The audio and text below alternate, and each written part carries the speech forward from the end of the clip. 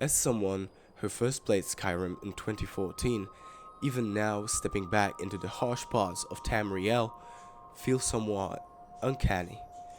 And I'm really shocked by how a creation so limited and now especially imperfect could create such a rich and vast unforgettable world. Out of the great palette of Skyrim versions, ranging from the Legendary Edition to every later release, one thing has always stayed in common with all of them. But before I begin, I want to make one thing clear here. There is already 1,000 of videos that explain this game as just nostalgia, and I want to go beyond it. And this is why I approach this differently and with a different deck of cards. The one that will show Tamriel remains a living landscape and a time capsule in the same time. It's about the experiences and memories that Skyrim evokes within, which I see as a possibility to actually have the closest thing to going back in time. So, without further ado, let's begin with the Skyrim video essay about emotional time travel.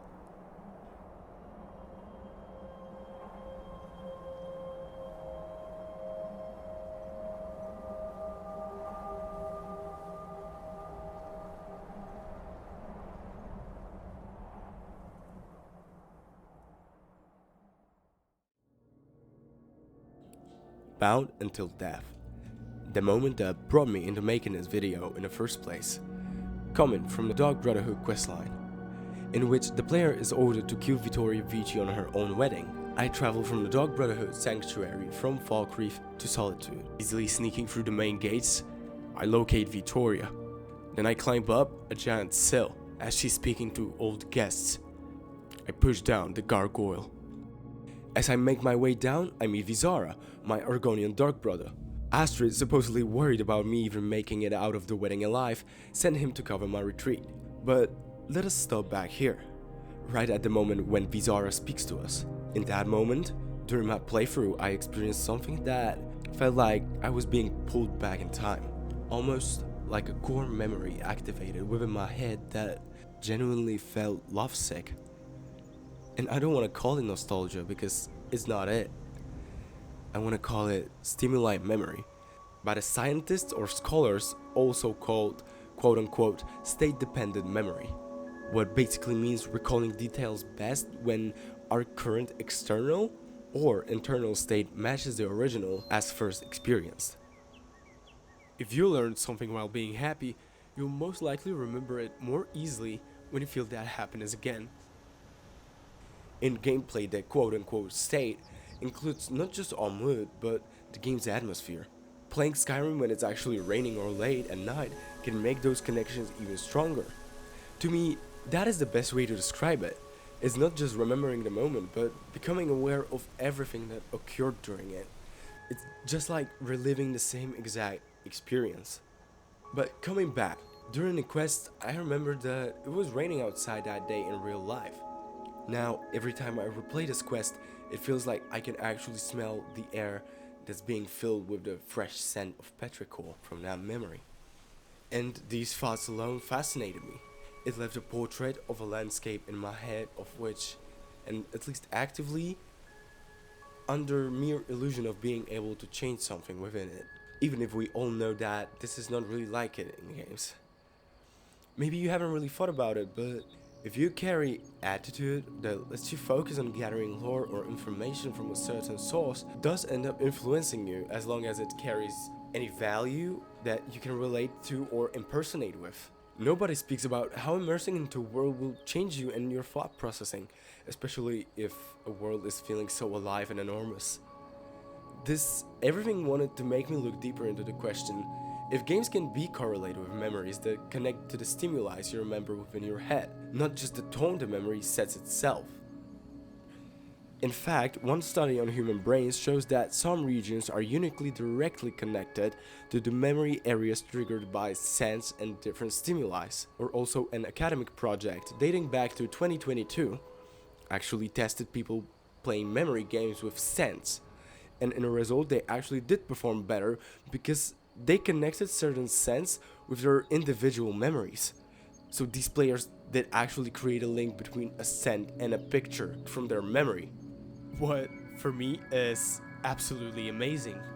Another take on the subject that actually made me very shocked, because I actually found a person resembling the same trait as me, but I'll talk about it a bit later in the video. Judith Colgan wrote that she describes games as portals into specific times in her life. The sights, sounds, and even muscle memory. So, a happy old game can give goosebumps of joy, while another title might suddenly feel filled with the anxiety she had when she played it for the first time. And I didn't say that she has a similar trait to me without a reason, because for me, Skyrim Under the Rain is a way to go back to my teenage years in reasonably better times that I remember myself of. But for example, all the feelings I experienced while playing during winter are actually the opposite of those during the rainy days. And all of these experiences actually seem very similar and connected to a word from Welsh. The word is presented on the screen right now, and I'm not going to try to pronounce that, although it is understood as a kind of homesickness feeling, but with a meaning of a longing or nostalgia for something long lost. I reckon it is an aching sense of incompleteness that you can feel when something's missing. Perfectly names the same anxiety and comfort those Skyrim gives me. I love that world, even knowing I can't ever truly go back to the first time. Nostalgia itself is really complex, and for each person it should be took under the microscope as an individual case. It's not just a warm feeling. Nostalgia is bittersweet and restorative.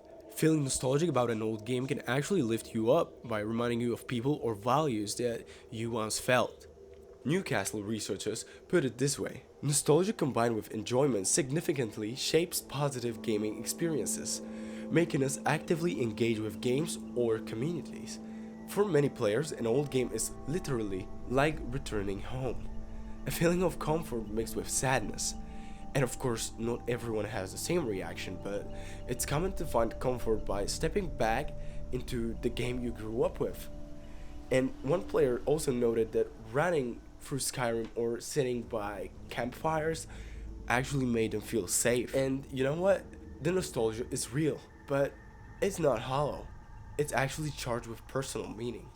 And Skyrim wasn't just a walk down my memories lane. For me, and for many others probably, it actually also became a tool for coping. And it's not just Skyrim. Games in general as a form of media are way more than mere coping mechanisms. A recent Boston University study found 64% of gamers use video games as a way to cope with stress or their personal problems. The players intentionally pick immersive games like single-player RPGs to manage their emotions. Also, the researchers actually noted that gaming correlates with better emotional regulation and resilience. In other words, those hours fighting dragons, solving these, still easy puzzles in dungeons with the claws aren't wasted. They trained your mind to actually regulate feelings. And right now, I want to ask you something. Have you ever felt any of this? A moment in the game you love that brought back any at least similar reflections? I am now sure that this is much bigger phenomenon than what I first imagined, and I'd really love to hear about it from the individuals actually watching this video. At this point, it's not only about Skyrim. I'm only using it as a case I'm the most comfortable and familiar with, and I think each viewer should do the same for them. Touch! We're all aboard! Go! Roger that, we're out of here. Baseplate, this is Big Bird. Package secured, returning to base. Out. Coming back to the personal stories. Plenty of players actually post online that the game helped them through grief, anxiety, or loneliness. If it wasn't for Skyrim, I don't really know if I could handle life right now, one also shared. And these are not unique cases, they're genuinely common. And it's important to also note that this isn't the same as mindlessly grinding levels.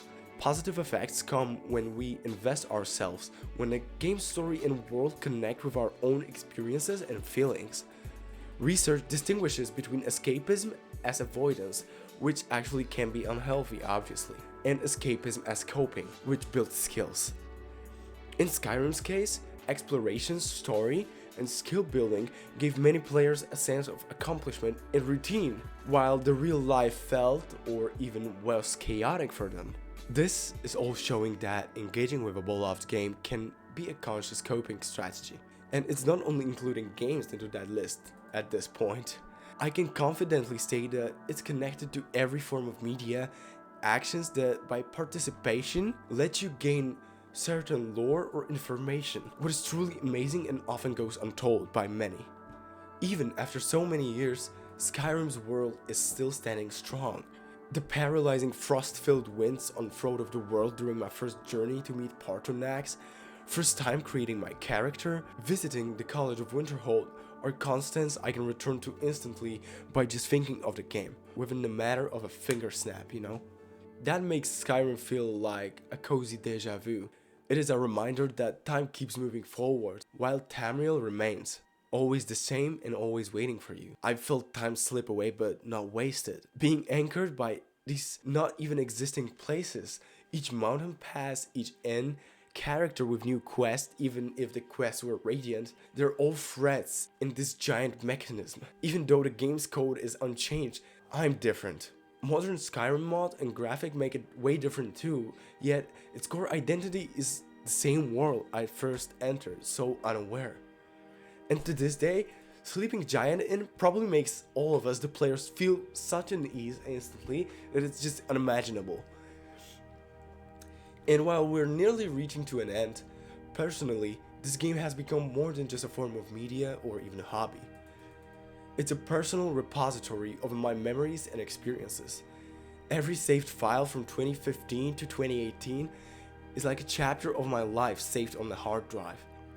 Replaying those saves reminded me of all these days of my younger self. And in that sense, I treat it as a love letter to both identity and choice. I've been led into a world in which I could be just whoever I wanted, free from expectations, and in that freedom, I learned who I really am. Being nearly 21 years old now, I see clearly that I'm the one driving my path, just as I was the author of my character's path in Tamriel. It was a Skyrim that gave me chances to explore and grow in the time when many games chase profit, or as I call it, modern dopamine rotting. The enduring impact of Skyrim is outstanding to this day.